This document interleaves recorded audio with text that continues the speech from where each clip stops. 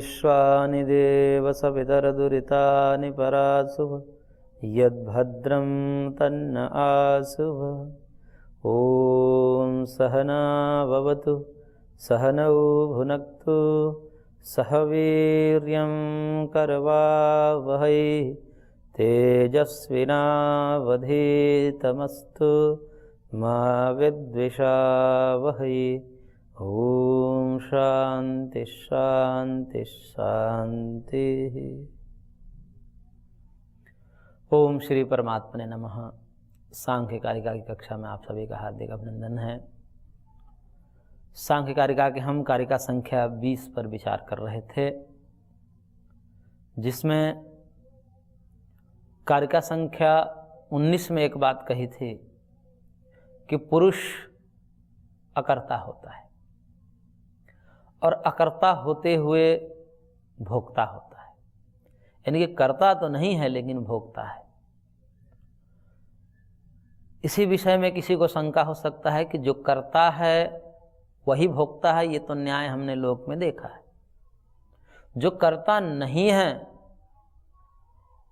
वह भोक्ता है, ये तो कर्मफल व्यवस्था के प्रतिकूल है। लोक में भी नहीं देखा जाता है कि जो चोरी करे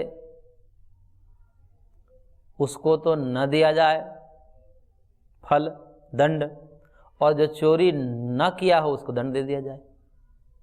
यानी कि गुण जो है कर रहे हैं उनको तो फल मिला नहीं, कर्तृत्वपन गुणों में है तो गुणों को तो फल मिला नहीं क्योंकि वो अचेतन है, और जो किया नहीं पुरुष उसको फल मिल गया क्योंकि वो चेतन है। तो कृत की हानि और अकृत का अभ्यागम, ये दो प्रसंग उपस्थित हो जाएंगे। कृत हानि का मतलब जिसने किया उसका तो कोई मोल ही नहीं रहा। प्रकृति सब काम की लेकिन उसको फल नहीं मिला, कृत हानि हो गई, उसके किए की हानि हो गई, उसको फल नहीं मिला, परिणाम नहीं निकला कुछ। और अकृत है जिसने किया नहीं, जिसमें अकृतत्वपना है पुरुष में, उसको फल को मानने का प्रसंग आ जाता है, उसको फल प्राप्त हो जाता है। तो जिसने किया नहीं उसको तो मिल गया, जिसने किया उसको कुछ मिला ही नहीं।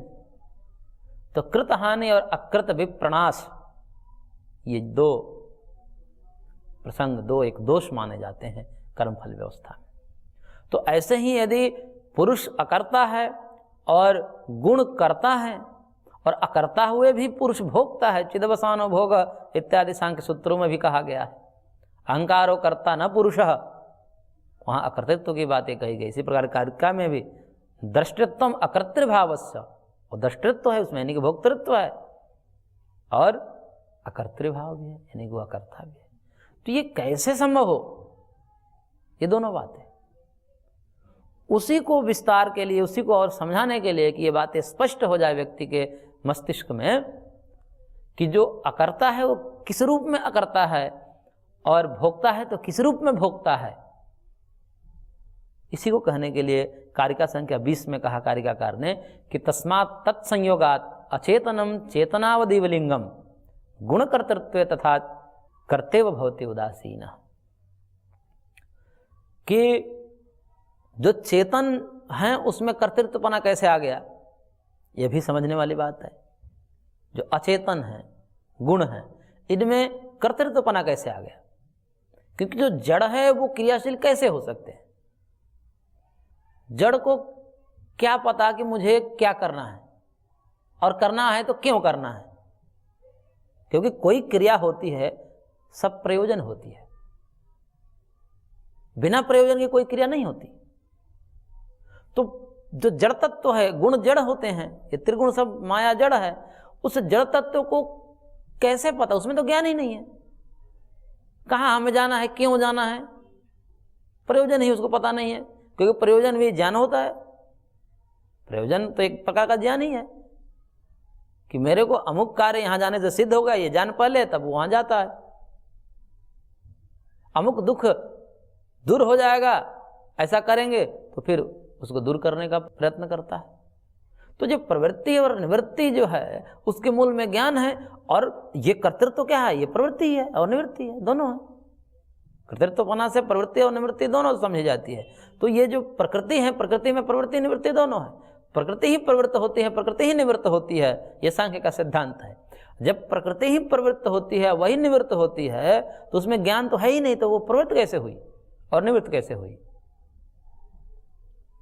तो उसी के समाधान के लिए कारिका संख्या 20 में कारिकाकार ने कहा कि तत्संयोगात, तत् शब्द से पुरुष है, पुरुष का परामर्श है कि उस पुरुष के संयोग होने से जो अचेतन प्रकृति है वो अचेतनम चेतनम वद इव लिंगम, चेतन वद इव लिंगम, वो चेतन के समान भाषित होने लगती है। जिस प्रकार से कोई घड़ा है, घड़े में शीतल जल भर देते हैं तो ठंडा हो जाता है, और उसी घड़े को जब अग्नि पर रख देते हैं तो गर्म हो जाता है। क्यों? क्योंकि शीतल जल का संपर्क हुआ तो वो ठंडा हो गया, और गर्म अग्नि का संपर्क हुआ तो गर्म हो गया। एक ही पदार्थ अपने स्वरूप से भिन्न कैसे हो जा रहा है, गुण भेद कैसे हो जा रहे हैं? घड़े में तो न शीतलता है न उष्णता है, वो तो अनुष्णा शीत है, उसके स्पर्श को हम करेंगे तो न शीत न उष्ण, ऐसा है घट का अपना स्वाभाविक स्पर्श। परंतु जल के संपर्क में आता है तो शीतल हो जाता है, और अग्नि के संपर्क में आता है तो उष्ण होता है। इसी प्रकार से अचेतन प्रकृति जब चेतन पुरुष के संपर्क में आ जाती है तो पुरुष के गुण उसमें ट्रांसफर हो जाते हैं। पुरुष चेतन है और पुरुष के साथ अचेतन प्रकृति का संयोग हुआ तो प्रकृति भी पुरुष के गुण धर्म वाली हो जाती है। जैसे चुंबक में एक सामर्थ्य होता है कि वो आकृष्ट करे लौह पदार्थ को, चुंबक में ये उसका स्वाभाविक धर्म है। लेकिन चुंबक से जब लौह आकृष्ट हो जाता है, चिपक जाता है, तो अब चिपका हुआ जो लोहा है वो भी चुंबक की भांति व्यवहार करता है, वो भी किसी भिन्न लोहे को अपने तरफ आकर्षित करता है। तो ये लोहे में तो आकर्षण करने का स्वभाव नहीं है, ये कहां से आया? उस चुंबक के संयोग से, यानी कि उस चुंबक से कुछ धर्म ट्रांसफर हो गए किसमें? लोहे में।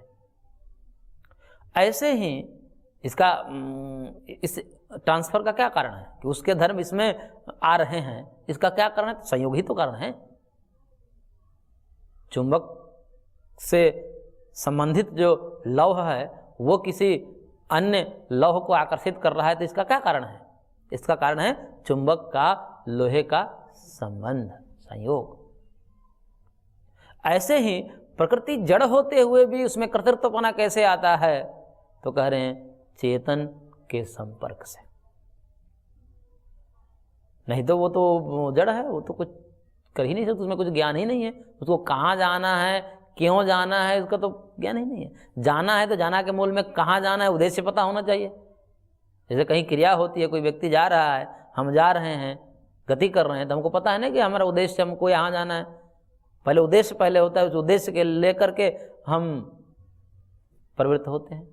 बिना उद्देश्य के प्रवृत्त नहीं होंगे। कोई उद्देश्य होता है, उस फल को देख करके क्रिया होती है। तो वो अचेतन प्रकृति में ये तो सब है ही नहीं ज्ञान, क्योंकि ज्ञान विहीन है, अचेतन है, जड़ है। ज्ञान विहीन को ही अचेतन कहते हैं। तो उसमें कर्तृत्व तो कैसे आता है? तो कारिकाकार कह रहे हैं कि तत्संयोगात, उस पुरुष के संयोग से उसमें कर्तृत्व आता है। और पुरुष के संयोग से कर्तृत्व आता है तो मूल दृष्टिकोण से यदि ये देखें तो कर्तृत्व यानी कि क्रिया, कर्तृत्व का मतलब क्रिया समझिए, क्रिया का आश्रय जो है वो गुण है, यानी क्रिया का साक्षात संबंध जिसके साथ है वो गुणों के साथ है, और गुणों का ही परिणाम शरीर है, इंद्रियां हैं, मन है, बुद्धि है।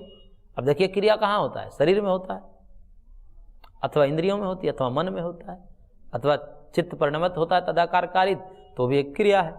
अथवा ये सूक्ष्म शरीर निकल करके दूसरे शरीर में जाता है तो वहाँ भी सूक्ष्म शरीर में क्रिया मानते हैं, तो सूक्ष्म शरीर भी क्या है? वो जड़ प्रकृति का ही विकार है।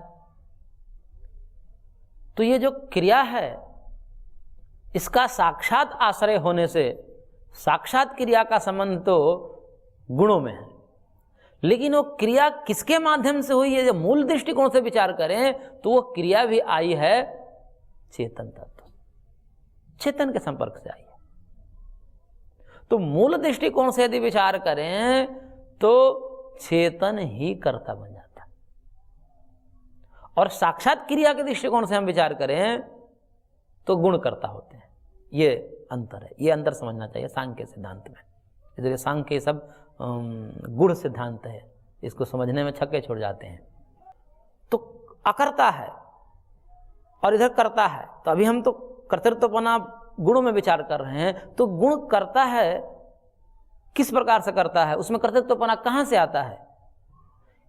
क्रिया होने का सामर्थ्य तो है गुणों में कि गुण क्रियाशील हो सकते हैं, लेकिन क्रियाशील वो स्वभाव से नहीं हो सकते।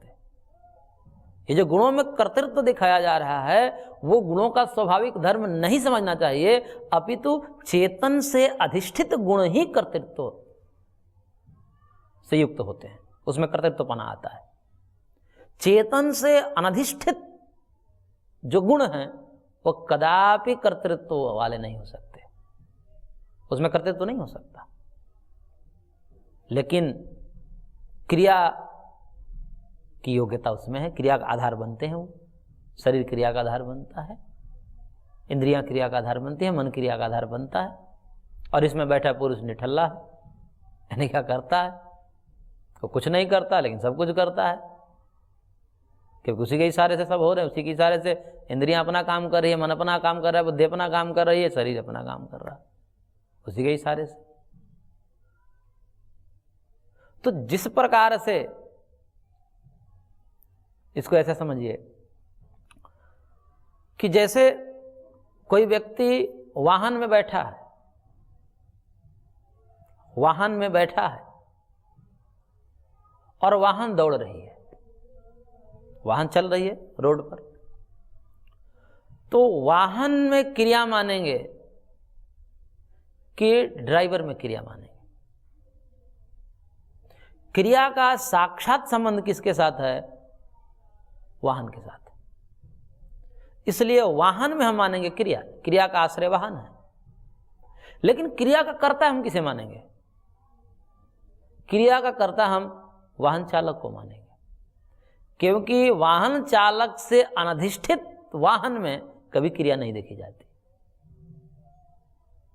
इसलिए क्रिया का कर्ता तो मूल रूप से देखा जाए तो वाहन चालक ही होगा, लेकिन यहां पर गुणों में कर्ता कहा जाए। अहंकारो कर्ता न पुरुषः गुणा गुणेषु वर्तन्ते प्रकृते क्रियमाणानि। यहाँ पर तो गुणों में कर्तृत्वपना दिखाया जा रहा है, यानी कि गुण ही कर्ता है ऐसा दिखाया जा रहा है।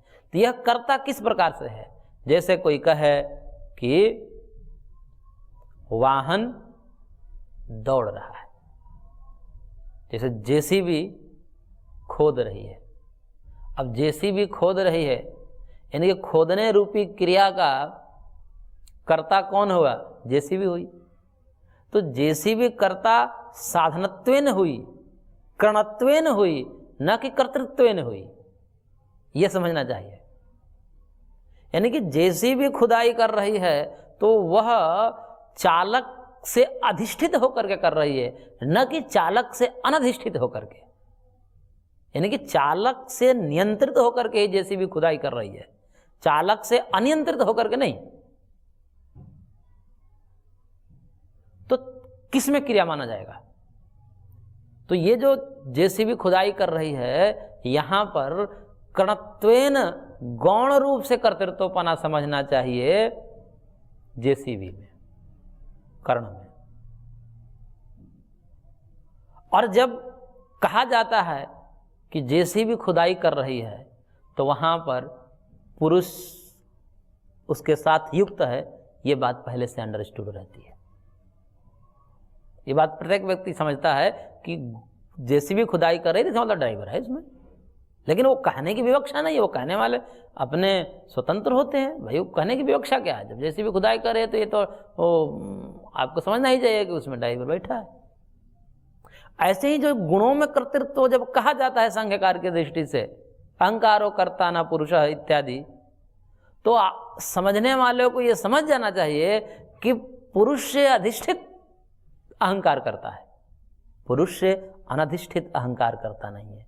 पुरुष से अनधिष्ठित गुण गुणों में नहीं बरत सकते, पुरुष से अनधिष्ठित गुण कार्य नहीं कर सकते, ये समझना चाहिए। तो मूल दृष्टिकोण से यदि देखें तो गौण रूप से कर्णत्वेन कर्तृत्व जो है गौण रूपेण गुणों में है, और प्रधानेन जो है वह पुरुष में है कर्तृत्व बना। मूल दृष्टिकोण से देखे तो क्रिया का मूल कर्ता कौन है? जैसे भी खुदाई कर दिए तो मूल कर्ता कौन है? ड्राइवर है, चालक। चालक के ही संपर्क से उसमें कर्तृत्वपना आता है। किसमें? जेसीबी में या किसी भी यंत्र, वाहन, उपकरण आदि में। इसी प्रकार से गुणों में जो कर्तृत्वपना आता है वो किसके संयोग से आता है? तो तत्संयोगात, उस पुरुष के संयोग से आता है।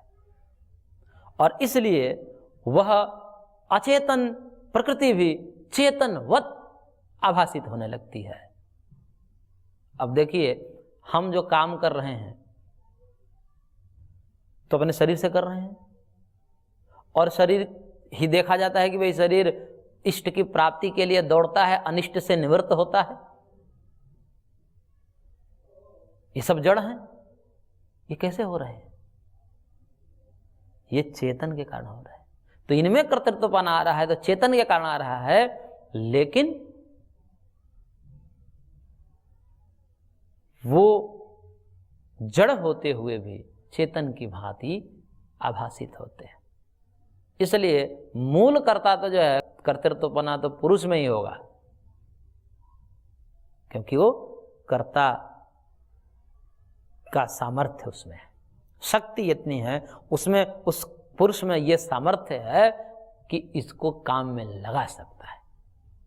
जैसे बिजली में यह सामर्थ्य है कि वह बल्ब को जला सकता है, फ्रिज को चला सकता है, पंखे को चला सकता है। भले ही पंखा हवा दे, फ्रिज ठंडा करे, हीटर गर्म करे, ये सब सामर्थ्य जो है उन उपकरणों में है, परंतु उनको स्टार्ट करने का, उसके प्रारंभ करने का, उनको चालू करने का स्वभाव किसमें है? बिजली में। इसलिए दोनों बातें हम कह सकते हैं, गुण को भी कर्ता कह सकते हैं पुरुष के संयोग के कारण, और मूल दृष्टिकोण से देखें तो वास्तविक रूप में पुरुष ही करता है। तो पुरुष कर्ता भी है और पुरुष अकर्ता भी है। पुरुष सबको काम में लगाने का सामर्थ्य दे सकता है, सबको कार्योन्मुख करने की शक्ति प्रदान करता है, इसलिए समस्त क्रियाओं का मूल कर्ता पुरुष सिद्ध हो जाता है। और लेकिन सीधा सीधा नहीं करता, इसलिए अकर्ता भी है। जैसे राजा सीधा सीधा कर्म नहीं करता, इस दृष्टिकोण से आप उसको निठल्ला मान सकते हैं, लेकिन सारे काम उसी के प्रेरणा से होती है, इसलिए उसको सब कर्ता भी मान सकते हैं, सब वही करा रहा है ये भी मान सकते हैं।